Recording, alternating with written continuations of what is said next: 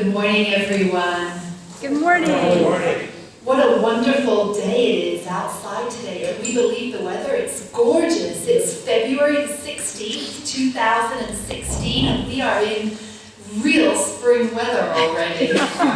So glad you could join us today. My name is Mitzi, Lynton, and I am the director of the Faith Forums for the Arizona Interfaith Movement. And we're just delighted to see you this morning. And we will talk a little bit about how you can join and partner with us at the Arizona Interfaith Movement at the end of this forum. Today we have such an esteemed panel that I'm very, very excited to present our topic. Our topic today is freedom of faith, a basic right or merely a suggestion. The First Amendment guarantees us the right to practice any religion we choose, but where is the line drawn when it comes to practicing our faith?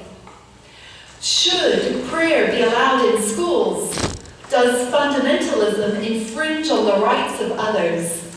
Does the separation of church and state mean we can practice our own faith in our homes but not in the real world? How important really is freedom of religion in a world rapidly becoming more secular?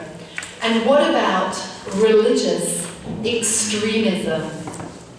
So today we've assembled a pretty amazing panel, as I'm sure you will agree, which is 3 lawyers, a mayor, and a former attorney general, which is, well, they sort of coincide. Otherwise we'd have more people here, right? But I'm going to first introduce David Engelman, and our forum's going to take a little bit of a different turn today. And so let me introduce David Engelman, who is Jewish. He brings a long-standing commitment to efficient and effective client service, developed over 25 years as a solo practitioner and 13 years managing a small law firm.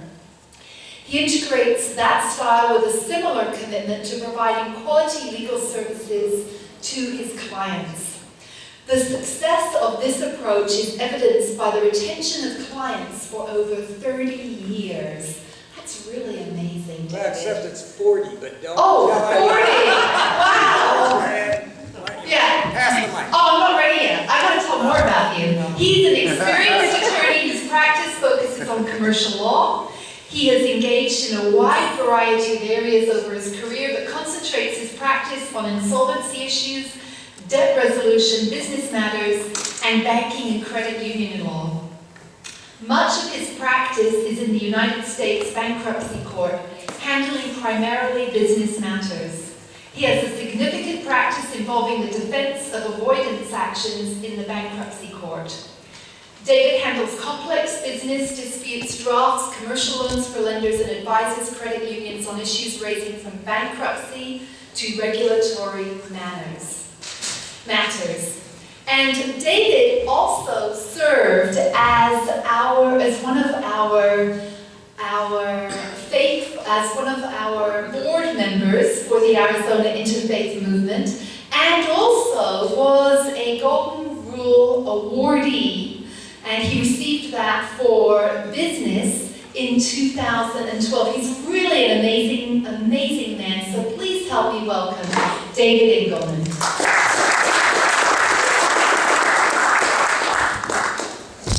All right. Thank you all for coming. Thank you, Mitzi. We are going to do this a little bit differently because I'm going to ask everybody to kind of shorten their intros. And that was a nice recitation of my bio on my website to attract legal clients. But of course, nothing that Mitzi just read qualifies me to be on this panel. I would say that I'm on this panel because of my participation in the Interfaith Movement board, maybe described as maybe rationally opinionated. At least I was opinionated. But I'm going to kind of moderate a little bit, and what I'd like to do, rather than put back and everybody read their bios, I'm going to hand the mic to everybody for a quick introduction, and ask them to give it back to me, and then we set the plate for today's discussion, because if you read the introduction, we could be talking about 4,900 different things, and we could be talking till centuries from now because it deals with these kind of issues. So I'm going to try to see if I can help us streamline. But let me ask Tom Horne, our former Attorney General, to give an introduction of himself. Thank you. I was asked to participate by Larry Forbes, who's in the front row here, and Larry and I got to know each other because he coached one of my sons in Little League basketball and did a fantastic job, not only as a coach, but as a personal guide to them in their personal lives and their spiritual lives. And I was serving on the school board at the time, and the Teachers Association helped elect me, and I introduced them to Larry to see if they could help elect Larry. So Larry came for an interview, and they said, well, Tom says you're a great coach, and Larry said, Tom doesn't know anything about sports, so he doesn't know if I was a good coach or not. Larry and I spoke about a particular legal issue, which is the tension between religious freedom and the relatively new right that we have for gays, where people don't want to participate in gay weddings, and the government sometimes forces them to. And so you have a real clash of two important values in our society, which is tolerance and non-discrimination on the one hand and religious freedom on the other. And Larry asked me to give, I'm also Jewish, Larry asked me to give a Jewish perspective, and I told Larry that there is no unified Jewish perspective on gay marriage because it depends whether you're Orthodox or whether you're Reformed. Unlike abortion, with abortion, there's a totally unified Jewish view of abortion right across the spectrum, which is that the fetus doesn't become a human being until it gets its MD or its law degree. Just give a little introduction of yourself, and then I'm gonna pass the mic to you a little later. Okay. Discussion. All right. So we didn't rehearse this yet, folks, so bear with us. yeah, the written instructions said we start out with 7 to 8 minutes, so No. that's what I was ready to do. So I'll just tell you that the two interesting cases, and then we can come back to them. The two interesting cases are the case of a photographer in New Mexico who was fined by the government for refusing to go and photograph a gay wedding, and the case of the baker in Oregon who also was fined. His fine was so huge, it was $135,000 fine that put them out of business. So those are two interesting cases that I've done a lot of research on and ready to discuss. Yay. We'll get back to you.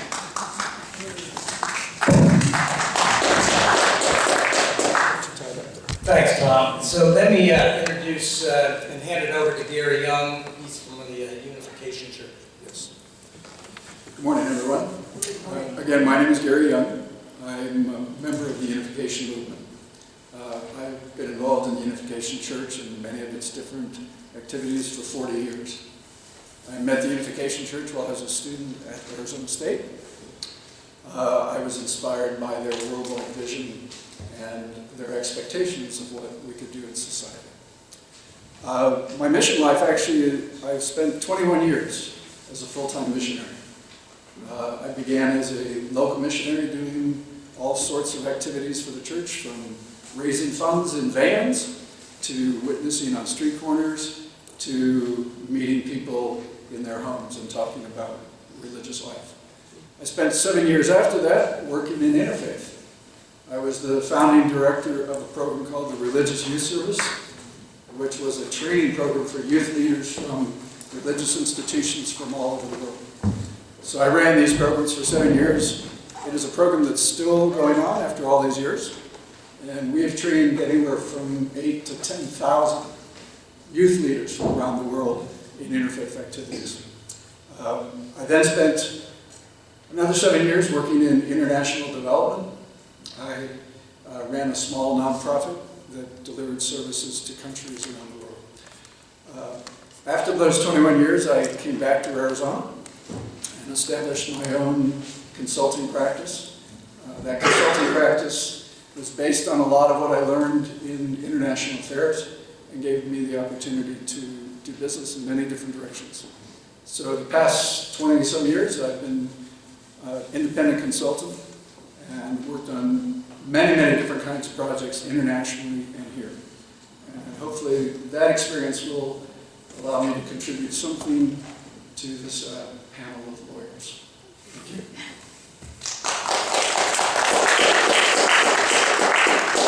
Gary, being a will, not being a lawyer is greatly to your advantage. Let me introduce you, of course, to my old friend John Giles, who is now Mayor Giles, and I'd like for him to introduce himself. Thank you, David. I'm excited to be here as well. This topic and this forum kind of brings together the really 2 or 3 things that I've been concentrating my time and energy on over the course of the last 10 or 20 years of my adult life. So I think I'm really looking forward to this. I'm a native of Mesa, Arizona, born and raised in the LDS Church. I'm not here representing the LDS Church. I need to be quick to point out. However, there was a time that I served on the Arizona Interfaith Board in that capacity, and so it is good to be back among friends and see and reconnect some strong ties I have with the Arizona Interfaith Movement. I remain somewhat involved in the Arizona Interfaith Movement, particularly with the Golden Rule Banquet, and I've enjoyed my association there.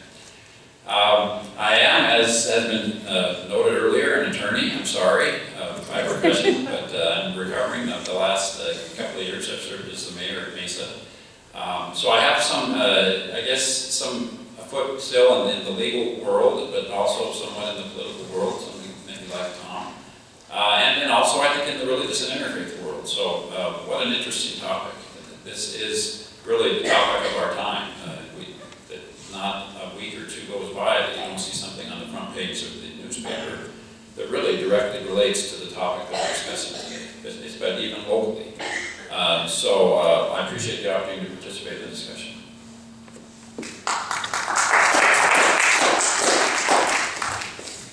So, for me, what makes this a relevant topic is that we don't live in a monastery anymore, and we don't live in a Jewish Pope shtetl in Poland anymore, and we don't even live in the LDS Mormon community in Utah anymore.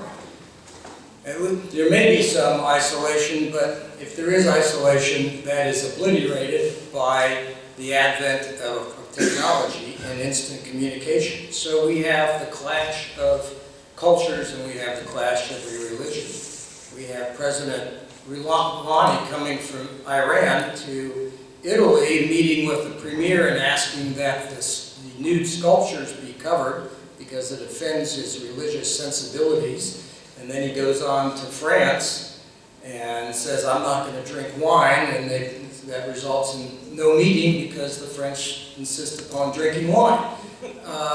It's really what this is all about. In the United States, I want to talk about a couple things. We have the Hobby Lobby case, which is the United States Supreme Court case 2014, I think, 2014, in which the Supreme Court of the United States said that interpreting the Religious Freedom Act, RFRA, which you will hear about more today, says that requiring a private employer to provide contraceptives that have the abortive effect is an undue burden upon that employer's religious sensibilities. And lots of talk about that case, and I'm going to ask Tom to talk about that when he also talks about these cases that he's going to talk about. And I want to talk about that, and then the after effect of that, the direct after effect of that, when we have the enactment by case law by the Supreme Court of gays being able to marry, and the resultant position of Kim Davis, who is the clerk of that court in Kentucky, saying, if I refuse to issue a license because it offends my religious sensibilities, and all that controversy in which she got thrown in jail, and then the governor of Kentucky enacted an executive order permitting the clerk to delegate that responsibility to some third party. These are difficult issues. These are very difficult issues. More close to home, we have the situation where the Satanists wanted to speak at offer prayer at the city council. And how does that, how does that come into play? And how does that come into play from the legal standpoint of constitutional freedom of the separation of church and state? So we can talk about a million things, but I'm trying to focus on those two issues here. And with that, I'd like Tom to talk about the first one, the Hobby Lobby, and in the context of the cases that he was asked to speak about today.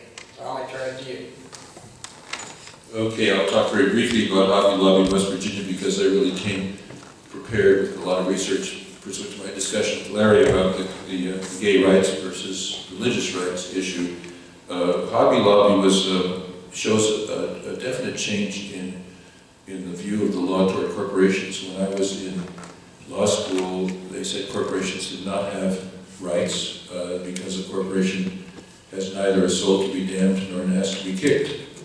But the Supreme Court has changed that substantially, both with the decision dealing with their contributions to political campaigns and with respect to religious freedom. I think an important part of that decision was that Hobby Lobby was a family-owned and directed organization where the owners had a very strong identity with what the company did, and they did not want to have, they had no objection to most kinds of contraception. I mean, I don't remember the numbers, maybe 15 different choices. They objected to maybe 2.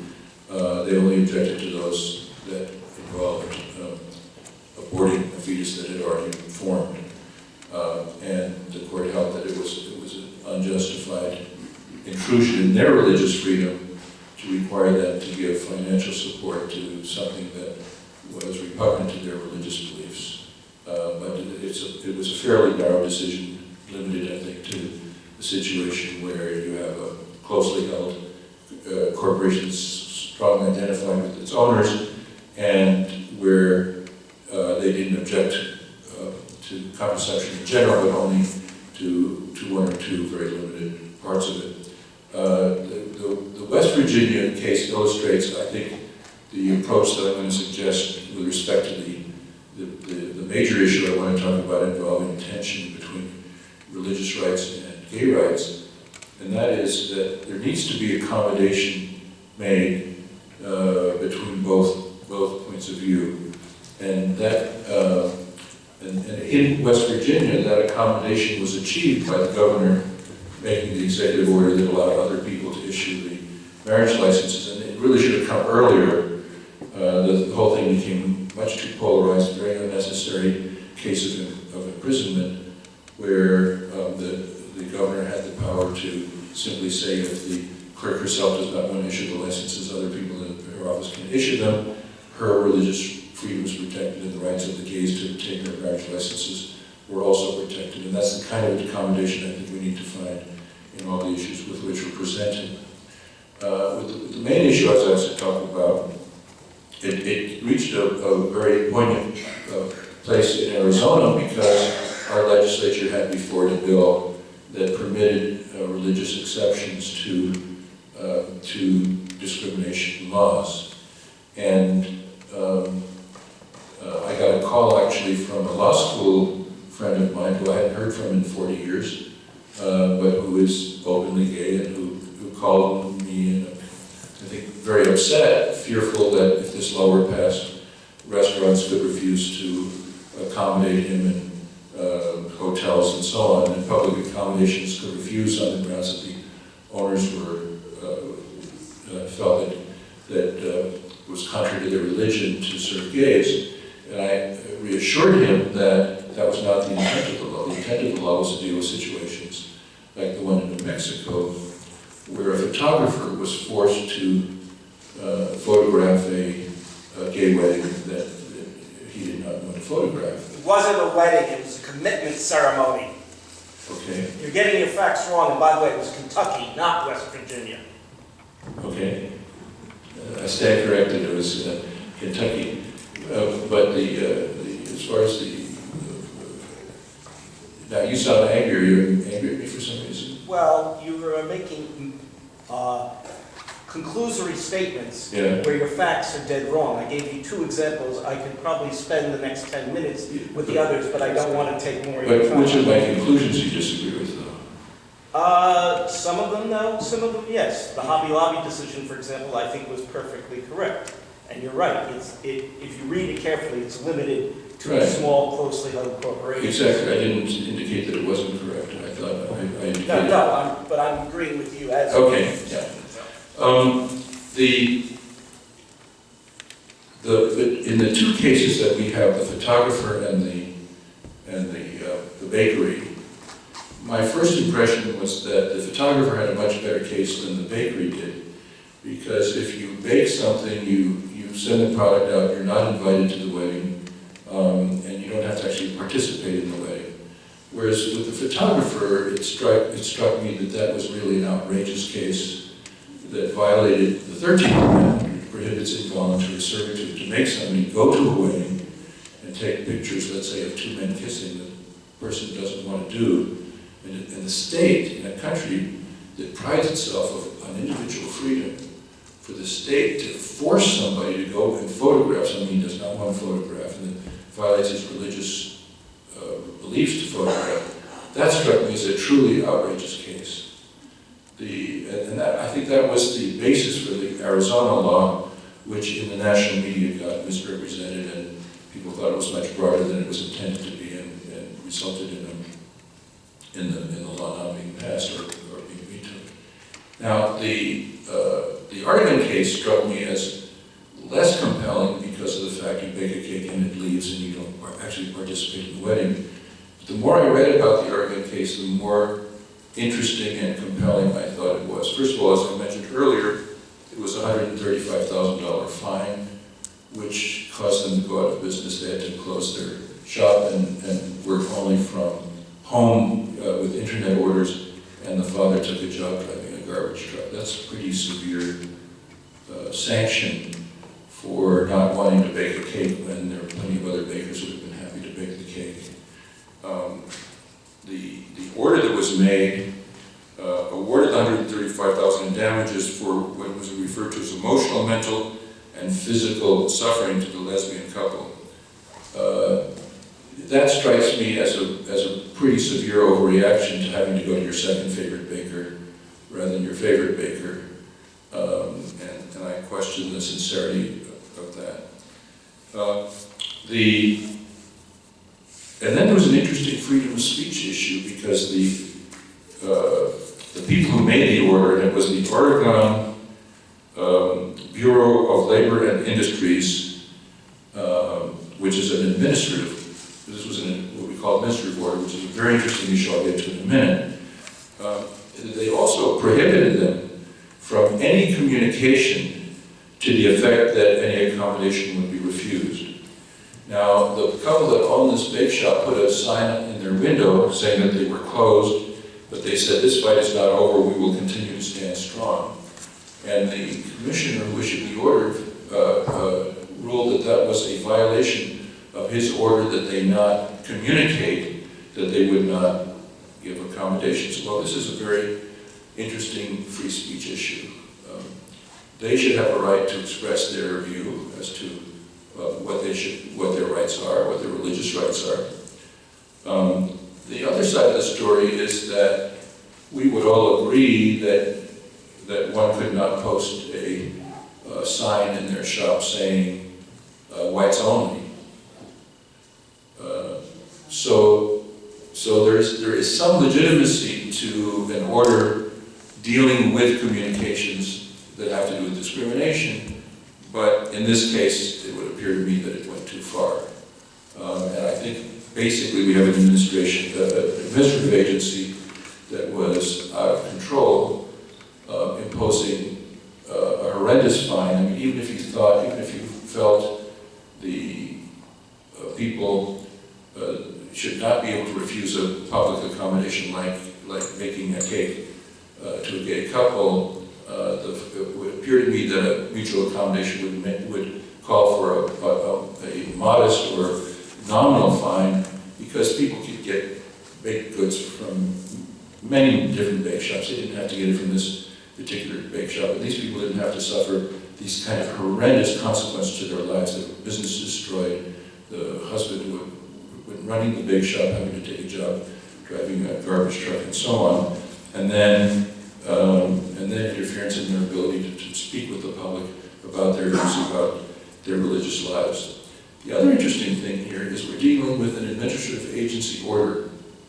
And in the United States judicial system, we have what I believe to be a terrible law in almost all states and in the federal government, which says that the administrative agency that charges you with a violation also has the right to judge whether or not you're guilty. You don't have a right to a neutral judge. Under the Arizona system, you have a right to, if the agency charges you something, you have a right to go to an administrative law judge who is neutral. But his decision or her decision is advisory only, and the agency has the ability to overrule that decision. So if the agency charges you with a violation, such as in this case, a violation against discriminating against gays because of your religious views, and you defend yourself, and you win before an administrative law judge, if the agency is out of control, as this one was, the head of the agency was a crusader for gay rights, they can overrule the administrative law judge. And then under the Arizona system, the courts have to sustain that if there is any evidence supporting the decision. Any evidence is what's in our statute. And so basically, in areas of administrative law, we're like an authoritarian country where, we think of the United States as a country where you have a right. Among the most basic rights is if you're charged with something, you have a neutral person make a decision. But under administrative law, in most jurisdictions, and especially in Arizona, the way it's phrased,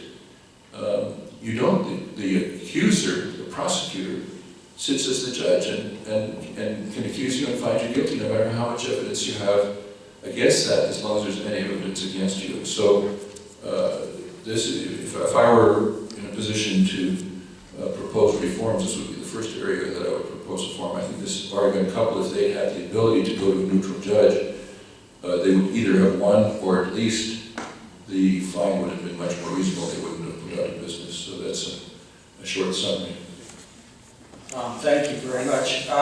Following this up, Mayor, let me ask you next, if you would. So, this is issue of, I see this as a conflict between people who have very different views about how things should be. And they sometimes come into the public arena and clash. For example, to me the most obvious one is Kim Davis is a public official. She's not in the Hobby Lobby private domain. She's a public official and says her public duties clash with her religious views. And I think they carved out an exception for her to delegate those responsibilities. From a public official standpoint, how does that work for you?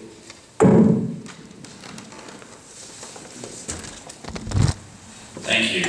Well, I think Tom pointed out, again, an issue that is at the front of all the media and being actively discussed around the water coolers across the country, which is the tension that is apparent between preserving and protecting religious freedoms and at the same time preserving and protecting individual freedoms. Hopefully, that's the art of politics. That's what we will evolve and what we're all engaged in, trying to balance those two very legitimate concerns. I love the Arizona Interfaith Movement for a lot of reasons. One of them is that I think it's a perfect example of the importance of the First Amendment. The Arizona Interfaith Movement, as you may know, was born out of almost intolerance, I think you would say. The religious community in Phoenix, the mainline Christian community and others, weren't interested in being particularly inclusive with less well-established faith groups. So the Arizona Interfaith Movement was formed in response to that. And it's principally a collection of a lot of, it's a very diverse group, but it's made up of a lot of groups like the Unification Church, like the LDS Church, like maybe others, that haven't always been the most popular traditionally. But it's a great opportunity for us to exercise our religious freedom and to work together to help one another and to lift each other up and to celebrate the freedom that we enjoy as Americans, to celebrate, to worship how we choose. That's as basic a right in the United States as you can have. It's literally the first sentence or two of the First Amendment of the Constitution of the United States. So that's a great tradition. That's something that we all celebrate as Americans, and something that is critical to the ongoing success of our country is protecting religious freedom. At the same time, I have a great deal of empathy for the LGBT community and for their very legitimate claims that by virtue of your sexual orientation, you don't forfeit legal and constitutional rights. I think that's something that most Americans can agree on as well. So you've got to be sensitive to the way you try to balance those issues. Like I say, every time you pick up a newspaper, you'll see, the swinging back and forth on those two issues. Certainly my community and the state of Arizona is confronted with the question of, do we do something to memorialize in a greater way than we have so far the LGBT community and move them closer towards being a protected class? A lot of the rest of the country has dealt with that issue. Houston is an example of a community that adopted a non-discrimination ordinance, and then there was backlash that resulted in a referendum that undid what the city mayor and city council did. Other states that are our neighbors have adopted statewide statutes, statewide laws that protect the community. And so this is something we're going to continue to talk about. We'll talk about it at Mesa City Council meetings. It'll be discussed in the Arizona legislature. And I think we all just need to be sensitive to the fact that we've got two very legitimate goals. Preserving religious freedom, that's particularly important to those of us in this room, but at the same time, recognizing the fact that sexual orientation really ought not to have a lot to do with your legal rights as a citizen. Gary, hop in and say something? Again, I'm not a lawyer. So what I'm listening to is kind of legal content. What impressed me most about doing interfaith work in the years that I did it, and traveling around the world, especially working with young people, was they came into an environment. We usually had a program of 150 young people, and they came from diverse backgrounds, and they usually came with a certain sense of conflict and trepidation about coming to the program, right? But we would immerse them in difficult questions, and we would immerse them to have to work together. We put them in teams where they would have to resolve things that were deeply based on conflict, tradition, culture, and fundamentally their beliefs. In a 40-day program, we used to see this transformation of people who had learned to be tolerant, had learned to respect others, but not to give up their individual beliefs and their individual strengths and what they came from.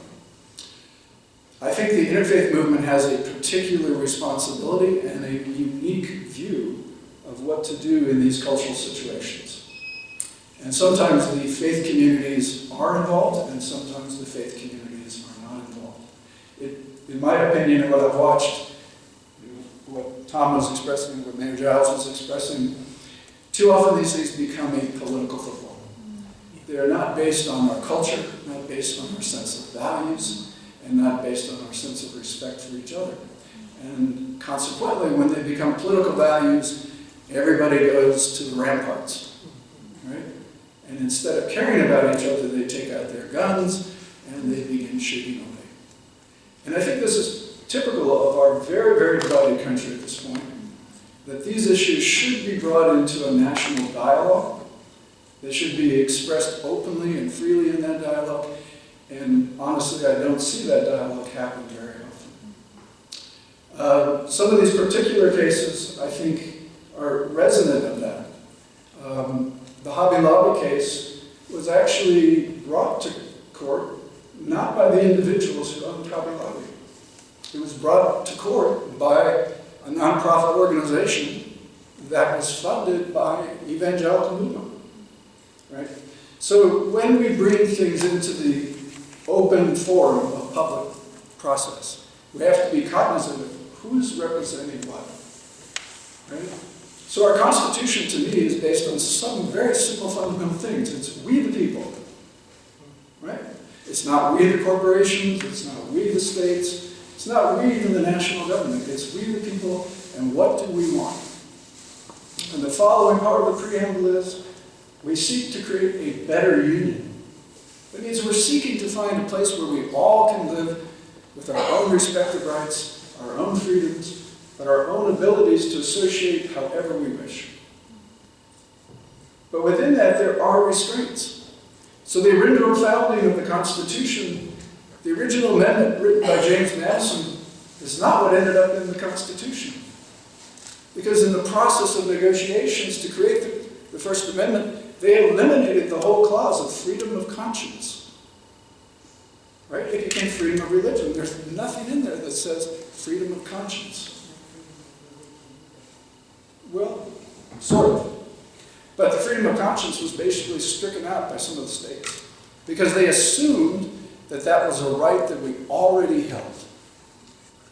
Right? That's what was part of that negotiation. So my final point in it is that what I've learned in doing interfaith and in doing business and doing many different kinds of negotiations, we always have to look for 2 points. What are people saying? But then we really need to look deeper as why are they saying it? What is the why question that follows the what?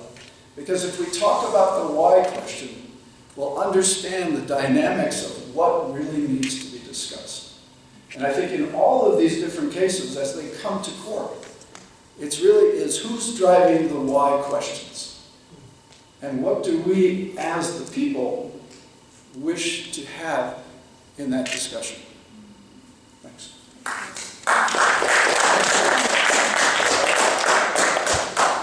Let me offer some comments, and then we're going to open it up to the floor for questions, and we'll get some fun dialogue going.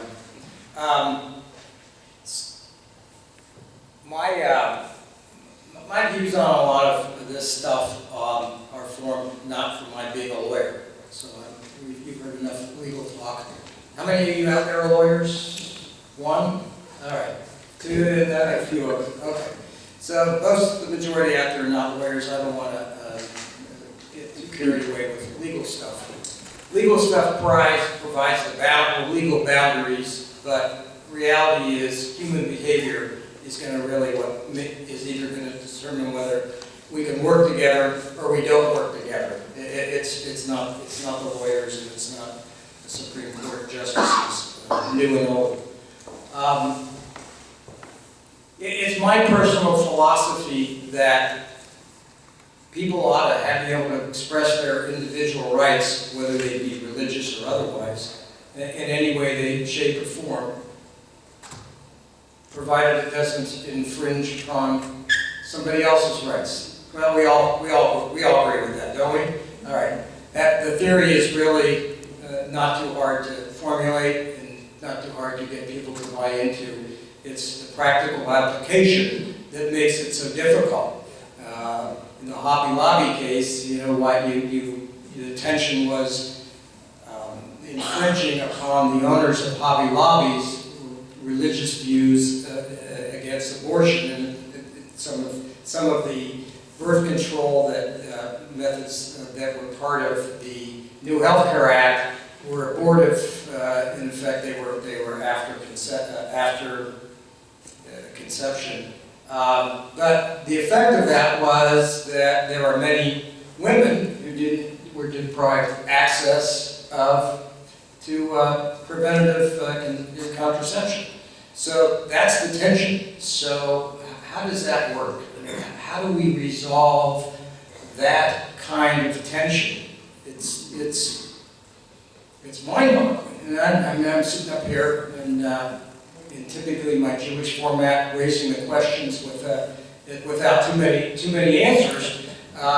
But in reality is that when I think that we have in this society, we moved away from just a dominant one religious society, and there are now a lot of different religious groups in this country. There are different people that have different views, and we're going to, I think it's going to be incumbent upon people to be a little bit more tolerant and understanding of all of the views that exist around us, and all of the different kind of behaviors. I personally believe that homosexuality has been with us for a long time, and we are just moving towards that period of civilization where it is accepted. It is the civil rights movement of this current day, and 30 years from now, people won't be talking about it like we are. It will be an accepted fact. There will be many people who will disagree with me, and I absolutely respect your right to disagree, but I think that's going to happen. So the issue is, how do we deal with those situations where you have the conflict? And to me, the answer is, if you're in the public domain, you need to have your religious views give way to your responsibilities. Kim Davis, if she chooses to become a city clerk or work, and part of their job is to uphold the law, she's going to have to uphold the law. And now the law is gay marriage is now sanctified by the United States Supreme Court, so she's going to have to issue a license. And if she can't do that, she needs to resign. It's just, that's just how it is. And she may need to resign because that's to preserve her. And I would respect if that's how she determines to live her life and her conscience, then that's fine. But if she offers into the public, she's going to need to follow the law. So those are some of the kind of things. I just want to throw that out there to get us. Sometimes in the interfaith group, we would talk. We were always nice to each other. But sometimes I would say, you know what? What happens if somebody is sitting across from you has a religious belief that just makes you sick? What do you do? And if you can work through that, then you can live as a society. If you avoid that, I think we run into problems. So, with that, anybody else? Can I open it up to questions?